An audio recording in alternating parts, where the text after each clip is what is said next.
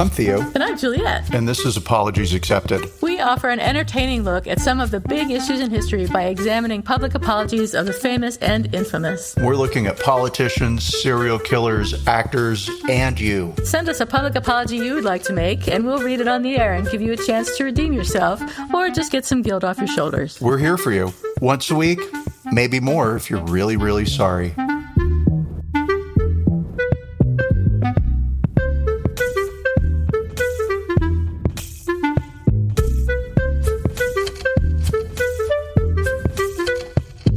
Hi, everybody.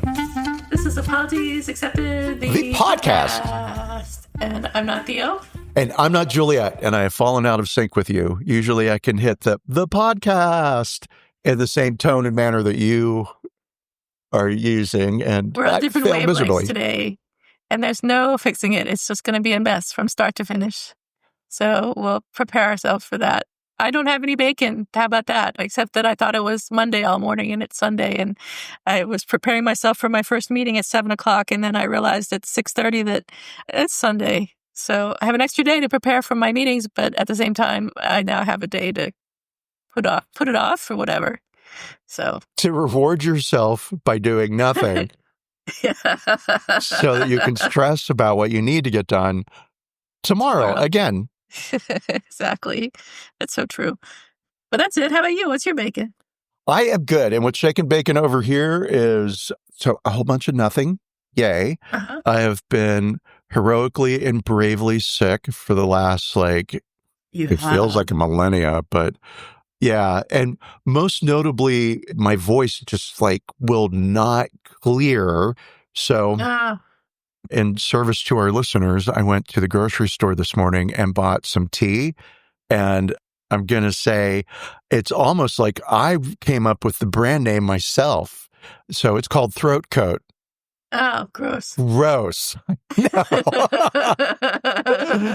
And it was the only kind of throat tea they had at this, right? And I was like, man, I've been in some meetings where I have coughed up some bullshit stuff and always done in mockery. Like, look how funny I am, everybody. I've made a reference to vaginas and no one would know it except if I tell you. Yeah, and throat coats, okay, yep. But I'm going to say it works okay, so... What's in it? Yeah. Don't know.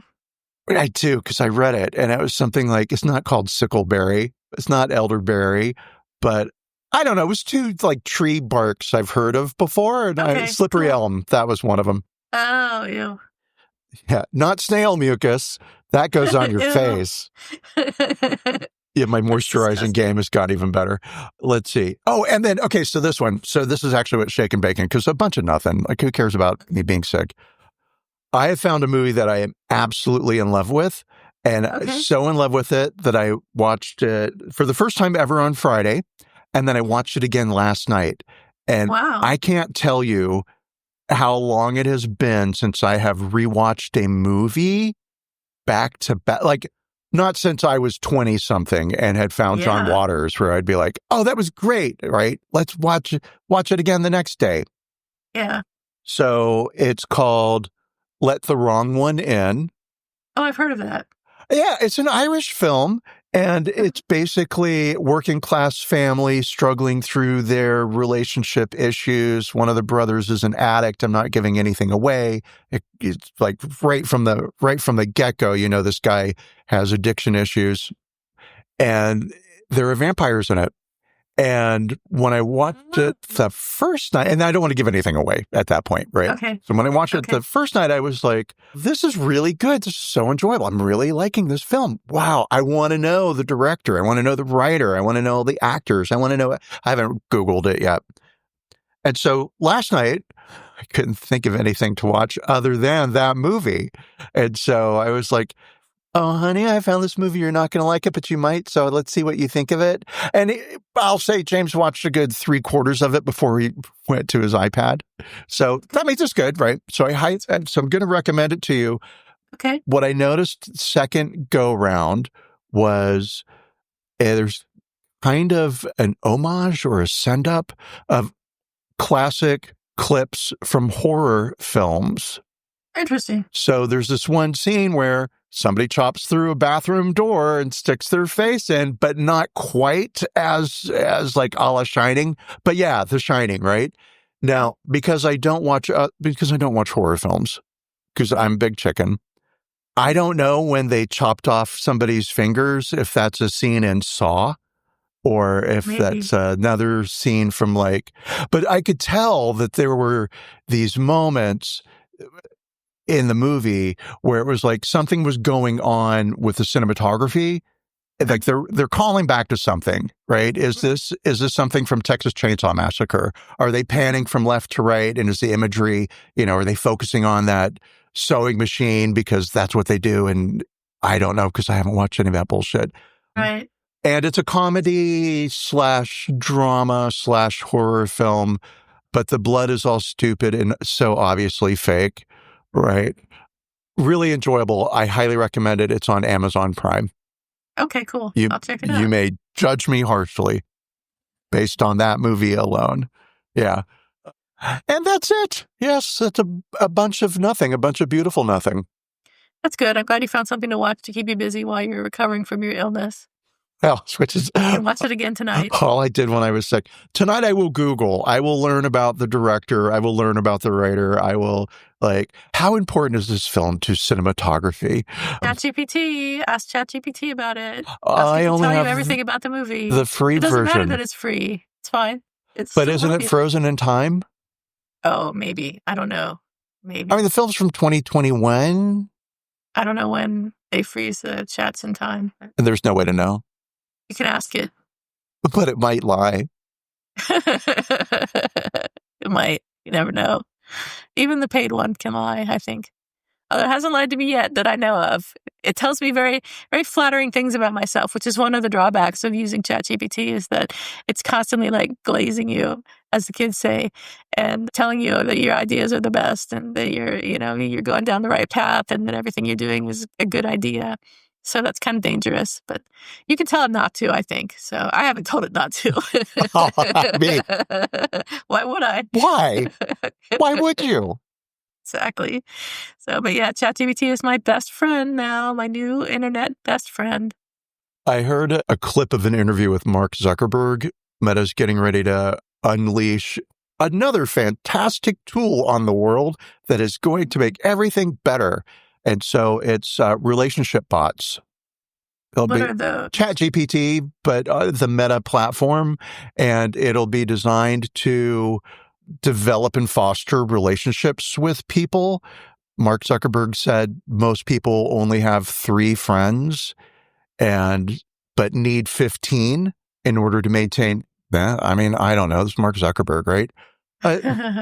What I know from primate studies, social networks, is once a troop of spider monkeys hits 30, the excess branches off. I see. And then I think with baboon, and if it's under 30, it's not good. It's not healthy. So 30 is the real nice sweet spot if you're a spider monkey.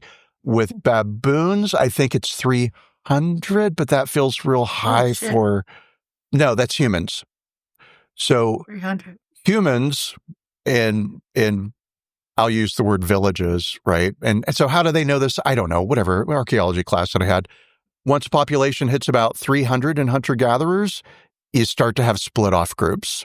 I see. So there we are. So Mark Zuckerberg is probably pulling on some bullshit like that, where 15 is the optimal number of social connections to have. You have your mom, you have your dad, you have your 2 brothers and sisters, you have your grandparents, you have an aunt and uncle, blah, blah, blah, blah, blah. Right. Interesting. Either way, what was the point of all that? Nothing other than to say, Facebook has been such a help. What could possibly go wrong when Zuck unleashes this AI horror upon us all? So are they supposed to be your girlfriend and boyfriend, or are they supposed to be your friends? Well, I guess just like life, it's whatever you decide to make of that. Oh, I guess people are probably going to try and have sex with it. I mean, Isn't it just basically like Microsoft Word? So it'll be a blank piece of paper with text on it. Well, you can't literally have sex with it. You could have internet sex You with it can, or whatever. I guess. Cyber sex.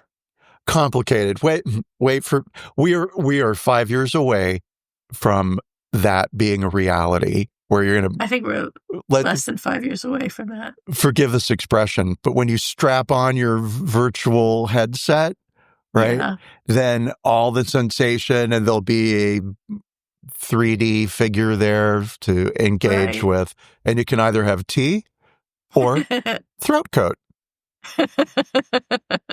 Gross, Theo. I can't believe you did that. That is disgusting and sad. You're disgusting and sad. All right. Let's talk about our story. Speaking of disgusting and sad. Well, yeah, let's. I thought this was going to be such a happy, uplifting story, and there are elements. There's some sparks in there, but yeah. Some of it is not bad, yeah.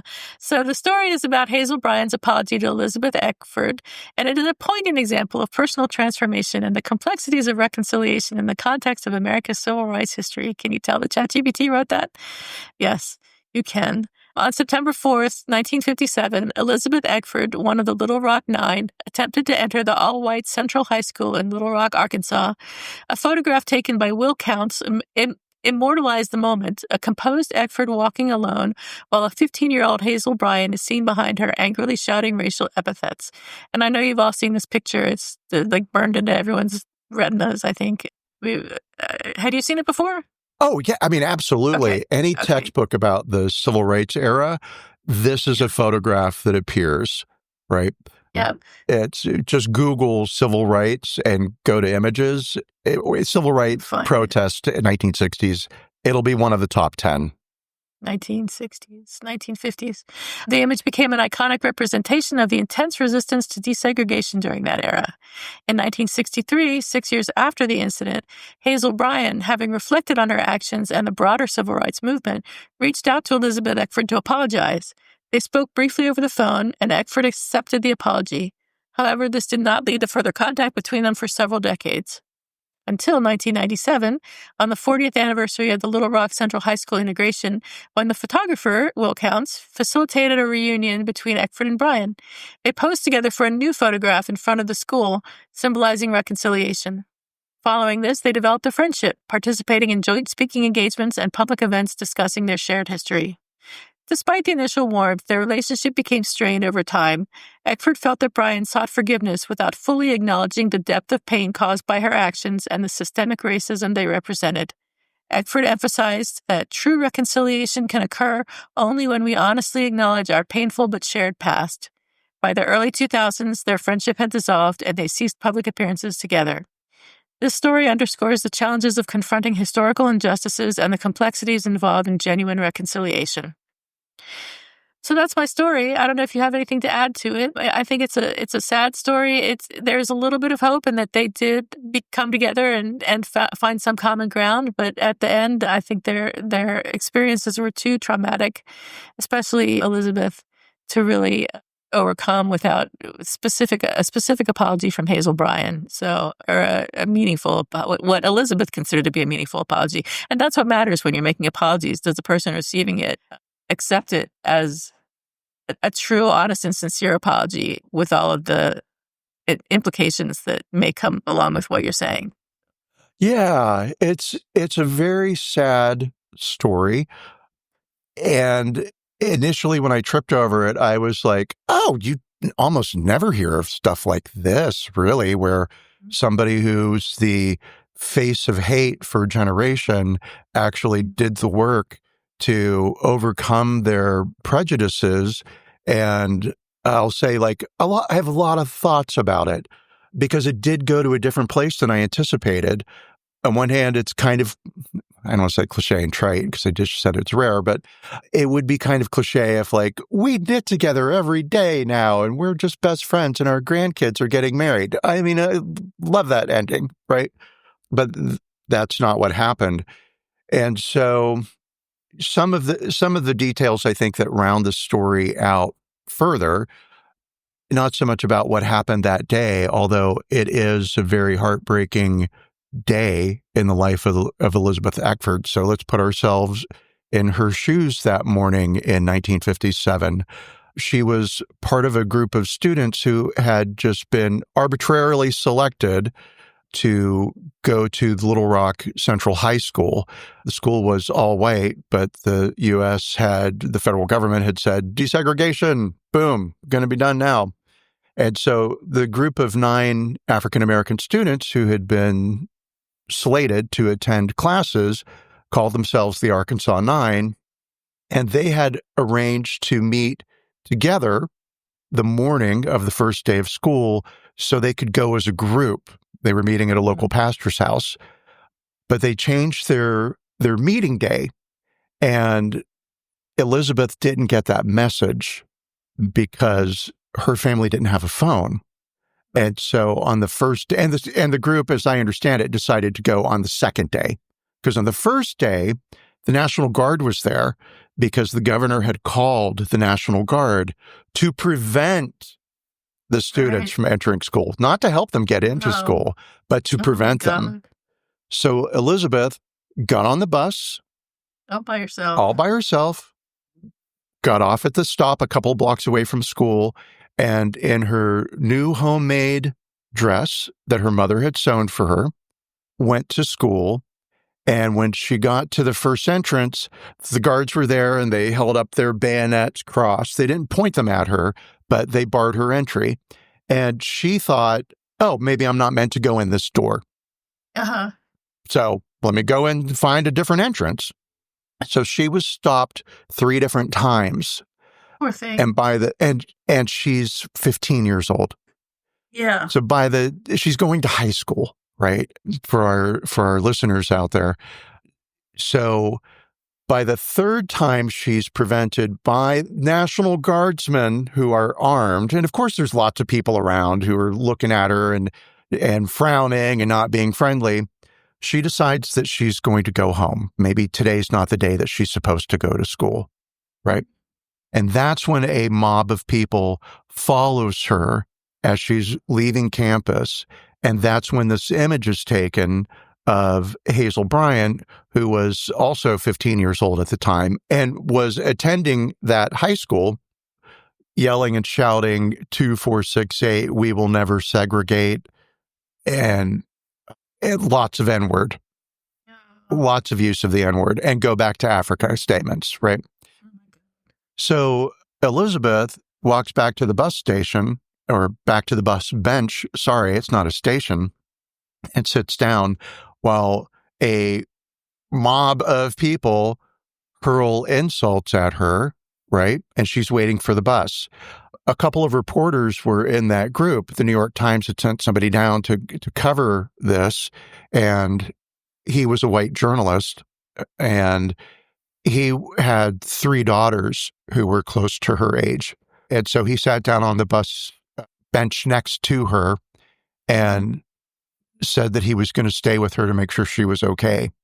Another woman who was also white came, and I say that not to say like people of color weren't present, but the only people who might safely be able to offer any support would be white, because it's white people who are fucking upset, right? And so she had 2 people that I know of who sat with her until the bus came.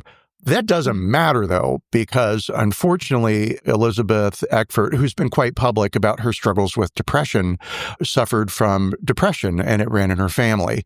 And she had PTSD from this day, but not only from this day, also from attending school for the rest of the year.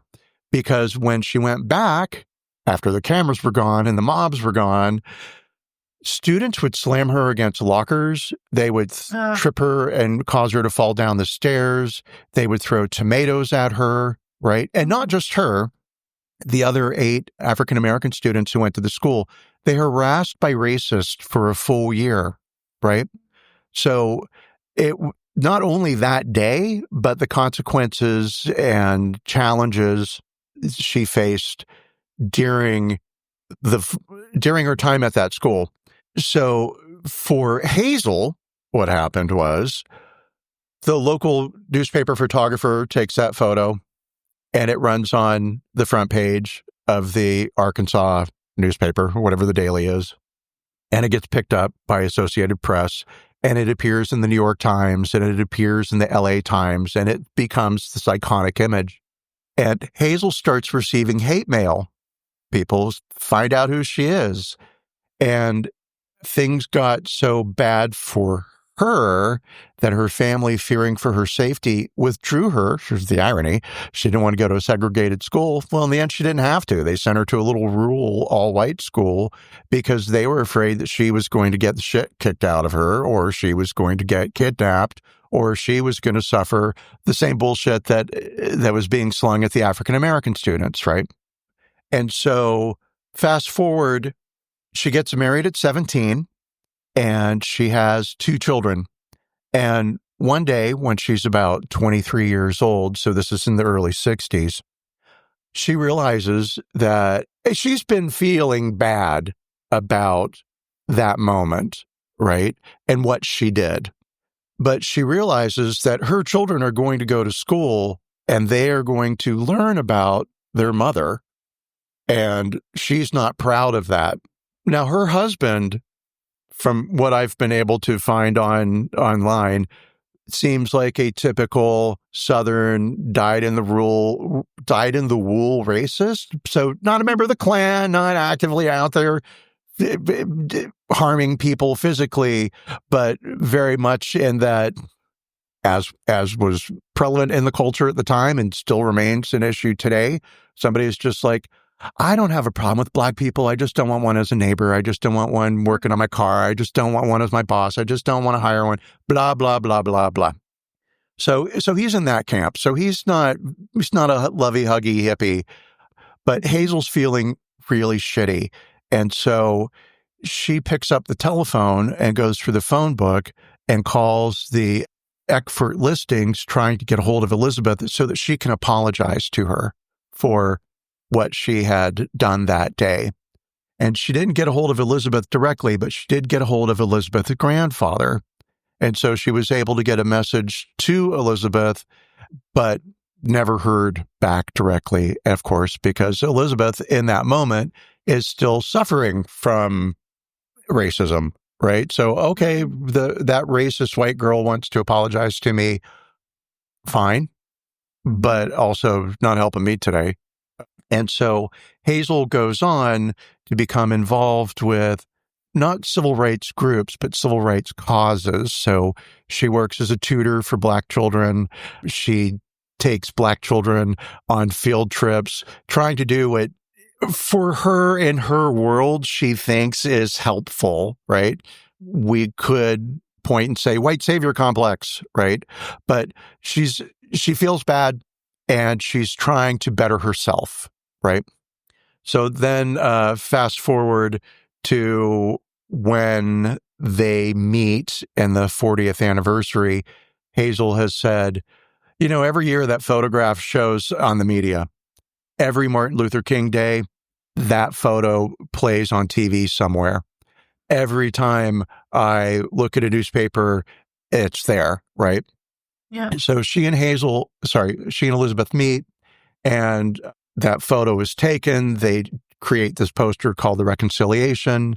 Elizabeth asked that the addendum be included in fine print at the bottom of the poster, which says, true healing can only ever really begin when, I forget the actual quote, we take full responsibility for our actions. So initially, for about 2 years, they have a friendship. They both enjoy flowers. They both enjoy gardening. They both enjoy going to thrift stores together. Elizabeth could not drive, so Hazel would pick her up and run errands together. They both still live in Arkansas. I don't know if they live in the same town. And, they both have grandkids now about the same age. They'd both been mothers, obviously. I just said they were both grandmothers. And over time, Elizabeth started to note that Hazel could not fully accept that for Elizabeth, it was still a thing. In Elizabeth's viewpoint, Hazel very much wanted her just to get over it and get beyond it. Pardon me. Let's move on together. Isn't it great? I was yelling at you, but now I don't. And now we're friends. And Elizabeth was like, I've really actually suffered real pain and I still do. And so I don't think you fully get it. And so that's the reason why Elizabeth chose to end their relationship. They used to go to schools together, public schools, and speak on racism. And you've been in those auditoriums in junior high and high school where people would get up on stage and yell at you not to smoke cigarettes and then roller skate, right? Or magicians would come with yo-yos and like, don't do drugs, kids. Here's a yo-yo. It's way more fun than pot. Oh my gosh, high voice. So a lot there, right? And it's sad to me that it does kind of fizzle out because because Hazel, who has done some work on herself, who recognized that like, hey, that what I was isn't who I am today and I am getting better, apparently doesn't see that there's more work to do. Right. But, oh well. So, and there was never really a formal written apology, although and I don't know if you have any of this, but over the years, Hazel did say things on television and to reporters. So I do have some direct quotes here. So Hazel, quoting herself, says she would say things like, I was yelling something like, go home, you don't belong here, but I wasn't thinking, I was just reacting. I was 15, but I was old enough to know better. I did that, it was ugly, it was wrong, I've regretted it all my life. And then she said, that photo followed me my whole life and I deserved it. It forced me to face what I had done. Yeah, and I'm going to say like, because, no secret here. Initially, I was like, oh, that's an apology. That's a 10. That's great. I'm glad you apologized. And I'm glad you made an effort to get to know this person as a human. And I'm glad that, and then like, oh, they're not friends. Oh, she doesn't fully like believe it now. Oh God. All right. Well, it can't be a 10. So where are you at? Or what do you have in terms of the apology? Well, I do have the exact words of her 1963 apology are not publicly documented, so we don't know what she said when she spoke to Hazel, when she spoke to Elizabeth. God, why do we keep doing that? I don't know. So it's hard to judge an apology that you don't have the wording of. So I can't judge it on the criteria that we have. But I think, I'm going to give it a 6. I think that it was a good effort. I think that she should have listened to Elizabeth when Elizabeth presumably tried to explain to her why more work was needed. So I'm going to assume that Elizabeth did do that and didn't just say, well, you're not perfect and so we can't be friends anymore. And I'm not going to tell you why, but that over the course of their relationship there was some discussion and some going over why whatever Elizabeth was seeing from Hazel was not sufficient. So that's why I give it a 6. So what do you think? I like that.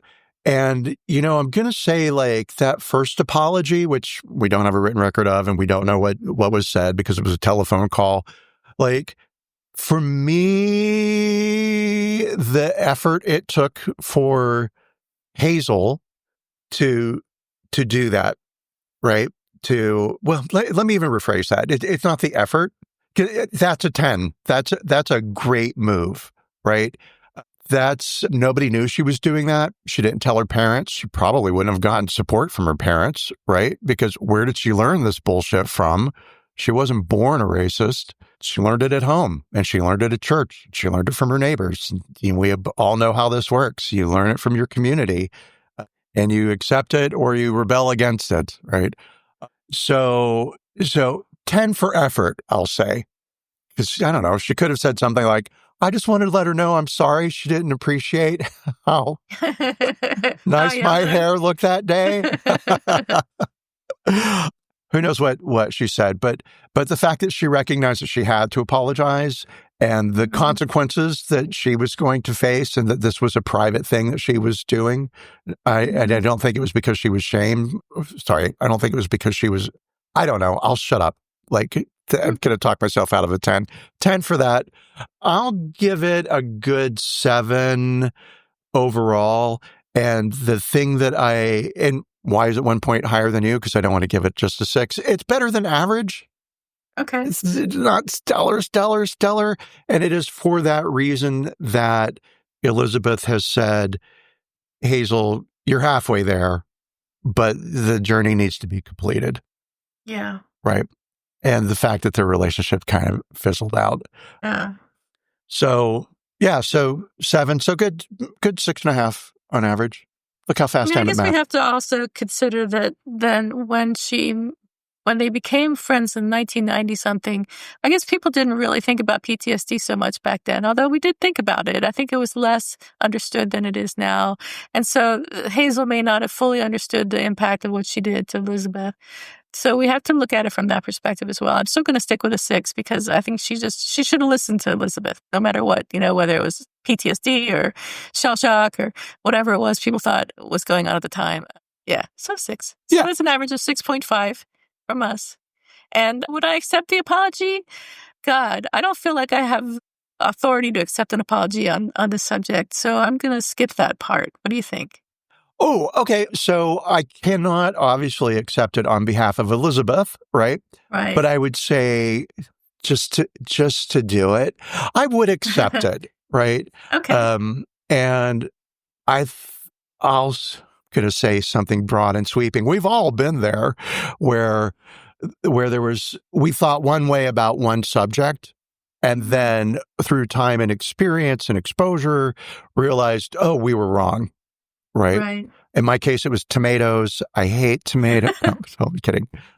And so we do that work to make ourselves better people, really. Yeah. And so I don't know where I'm going with that because I'm not going to tell any of those stories. I was like, oh, you can tell that story or you could tell that story. But too trite to say, oh, we're all imperfect creatures and we strive to make ourselves better. There's definitely room to grow for all of us all the time. And there we are. Yeah, I agree. I think that's well said, Theo. Half-ass, half said. Oh, I'll tell it. Okay. And maybe I've told this story before. I was dating a guy and I found out that he was racist. And when I say dating, I mean like we went out to dinner a couple of times, right? Okay. But romantically. And I was like, oh, well, wah, it's going to end that, right? But whatever, I was in my mid-20s, I'll say. Okay. And highly self-reflective, right? And I was like, okay, well, so you're going to stop seeing this person because they are so overtly like he'd asked me if I'd ever been out with any black guys before, and was like horrified that was not something that had crossed that I had to sit and review, right? Where I was like, I mean, let's see, right? Whereas as opposed to like, oh my God, no, I would never do that. I was like, well, it's not so much that like, oh, I don't see color, but after a while I do kind of stop. You just forget that like, oh, that friend is fill in the blank. That friend is Asian, right? So I was like, okay, what are your prejudices? What's like the thing that, and I went immediately to drag queens because drag queens always made me uncomfortable. And then I was like, no, and that, I'll say like, maybe even then I recognized that was internalized homophobia. Like the drag queen's so obviously gay. And then when they turn their attention on me, even if I'm in a room full of gay people, I'm not having fun with it because like, oh, you're grotesquely gay / kind of the mammy figure, if you will, for straight people it doesn't matter, to approach homosexuality through, right? The mammies were kind of that in movies, we're kind of that bridge for white audiences. Humor's a safe space. So if we bring up an image that most people might be frightened of or object to, but that image is humorous, then okay, and the bridge to acceptance. Right. And so anyway, I was like, okay, we're probably not really drag queens that's the thing, but trans people. And so, and specifically it was trans women, right? And I was like, yeah, I think at that time, if a trans woman walked into the room, I would not want to know them. I would not want to speak with them, and I would probably leave. It would make me very uncomfortable. And I was like, okay, maybe you can explore that, Theo. And it's not like at the time there were so many trans people running around, but it was easy for me as a gay rights activist, air quotes around that. I just showed up at parades looking for a boyfriend because that's where all the gay guys were. I'm out here to protest so somebody thinks I'm cute and then ask me out to dinner. And so I went to the local gay and lesbian center and I was like, we're going to meet a trans person and we're going to sit down and just kind of talk. And my approach for working through this was I was writing a play about a trans woman that fell in love with a gay guy, right? And of course it was going to be a comedy because how could that not be funny? And anyway, the Gay and Lesbian Center, I just went up to the desk and it's staffed by volunteers. And I was like, hi, is there resources for like trans people or how do you meet trans people? And like, they just looked at me like I had walked in there to urinate on the desk, right? And they weren't looking at me like, how dare you be asking trans questions? This seems transphobic. It was more, oh, gross. Are you trans? Are you looking for... I mean, I realized they weren't quite sure what I was doing there asking for this information. And I don't know about meeting a trans person, right? And so the Gay and Lesbian Center just felt like the most obvious place to make those connections. And the two guys were so uncomfortable. I left and I was like, okay, wow. And I'm a cute white gay guy walking in I should be king of their world. And I wasn't. And that was a brand new experience for me. And so then I called the Orange County Gay and Lesbian Center, and they had a trans person who worked on staff and was willing to meet with me. And it was such a great learning opportunity for me. And I'm so brave. I'm such a hero. And, you know, I mean, I'll say without saying a lot of... It settled a lot of questions for me, right? Because people might say like, oh, why would you choose to be gay? And I'm like, oh, it's not really a choice. When did you choose to be straight? And remember when you had that big, you know, should I date Timmy or should I date Gina? Nobody has to do that unless you're gay. Just the life experience that she went through, losing her family, losing her, and when I say family, I mean she was married and had children, and when she transitioned to female, you know, that was divorce. She was certified public accountant, lost her business. Nobody wanted to work with her. She ended up working in an arts and crafts studio doing stained glass windows, and that's how she made a living now, even though she was a certified public accountant. Wow. And yeah, this is the 90s. There wasn't really like an online way to make a living. And, you know, I'll say kind of at the end of it, her one request to me was, when you do write your piece, and it's, you know, and I was very honest about what I was doing because I'm kind of a famously really bad liar. She said, please don't make the person crazy, because in every movie, it's always the cross-dresser who's the killer. And I was like, yeah, no, I hadn't thought about anybody being, you know, crazy, but I do get like, don't make the character the butt of the joke. And maybe not, that would have been the mistake I would have made. But anyway, I wrote it and it was terrible. Oh my God, it's so bad. And I still have a copy kicking around. Yeah, we'll just say I had a lot more learning and growing to do, but first attempt. Right? Yeah. And so 8 out of 10 for that for me. But, you know, we all have those moments, or we all have those things where it's something about ourselves that we're not proud about that involves society, and then we decide to make a change, right? Or explore it and find out, you know, I don't know if...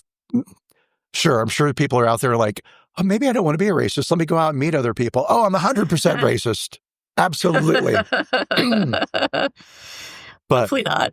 But I hear you. Yeah. So anyway, now would be a great time for me to shut up. Let's do that. Well, we can talk about apologies expected, if you like. Oh, please. I do have one, and mine is that yesterday, Friday, May 9th, the Bay Area Rapid Transit, known as BART system, experienced a significant system-wide shutdown due to a computer networking issue. The problem started around 4 o'clock in the morning when BART's Operations Control Center encountered a failure in its train control system, preventing staff from seeing train positions and track circuits.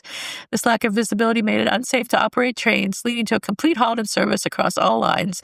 And I believe it was down throughout rush hour that morning and into the early afternoon. So BART owes everyone an apology, not at least because BART is running on equipment from the 70s, and this could have been predicted and will probably happen again. So that's my story. How about you? Do you have an apology expected? I do. And I am devastated. And I am very angry at the papal conclave. Oh. They owe me an apology. What did they do? They could have elected Pope Pizzaballa, and they did not elect Pope Pizzaballa.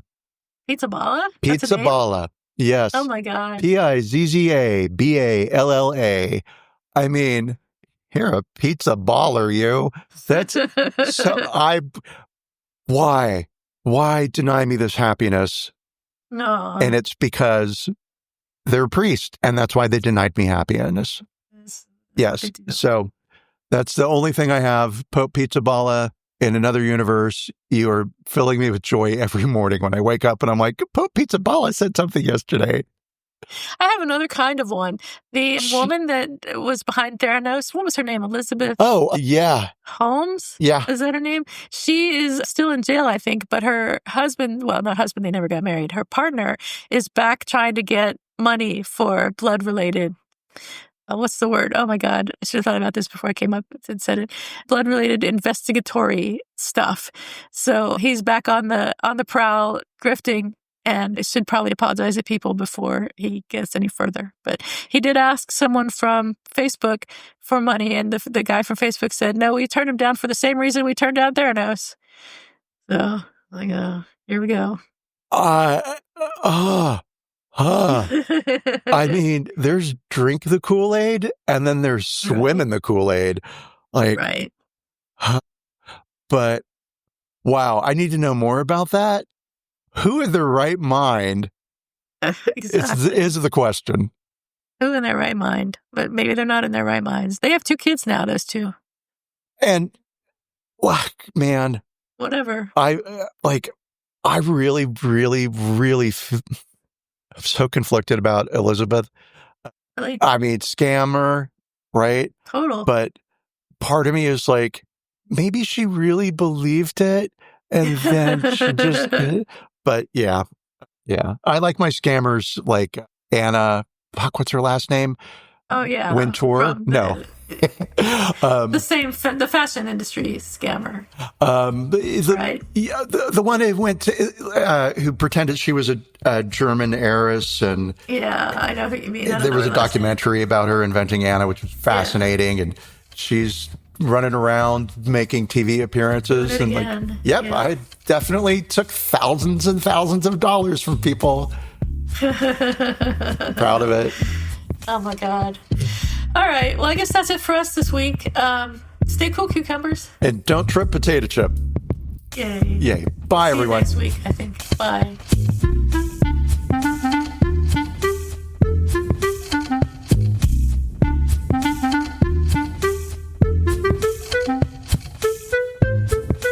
Thank you for listening to Apologies Accepted, the podcast. You can find links to the articles and the sources in the show notes. To submit an apology or find out more, visit us at apologiesaccepted.net, where you can also find our merchandise. We're on Twitter at Apologies Accepted. And on Instagram at apologies.accepted. You can support our important work at Patreon.com/Apologies Accepted. And fuck Facebook. Bye.